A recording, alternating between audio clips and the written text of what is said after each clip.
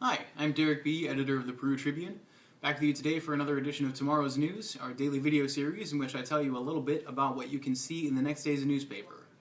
Today is Tuesday, January 28th, so I'll be telling you a little bit about what you can see Wednesday, January 29th in the print Peru Tribune, or find online tonight at perutribune.com. On our lead story, I have a report on unemployment. Huge news this month. December of 2013's unemployment was the lowest for Miami County since October of 2008. So pretty amazing to see that going back to pre-recession levels. The biggest change actually from November 2013 was that a lot of people left the labor force as opposed to folks getting jobs. Nonetheless, I talked to Mayor Jim Walker and pulled some previous information from Miami County Economic Development Authority Executive Director Jim Tidd about that. We also have some Indiana stats in there, so I hope you'll get to take a chance to read that and see where we're headed as far as the job outlook in Indiana and here in the county. On our display story, Eric Stoff put in some calls today and did some reporting on an increasing trend, which is folks starting to go out despite the weather. He went over to the Miami County YMCA and spoke to some businesses as well. Excuse me.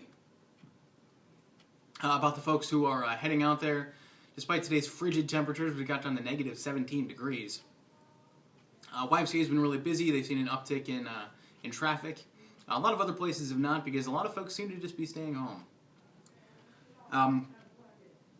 Also on A1, we had a Your Neighbor story from Eric about Robert Schwartz, who's the new CEO over at Miami Cass REMC. He succeeded Jim Yates, and he told us a little bit about himself and about his goals in that new position. We wish him all the best, and hope that REMC will continue to be a community institution under his leadership for a long time to come.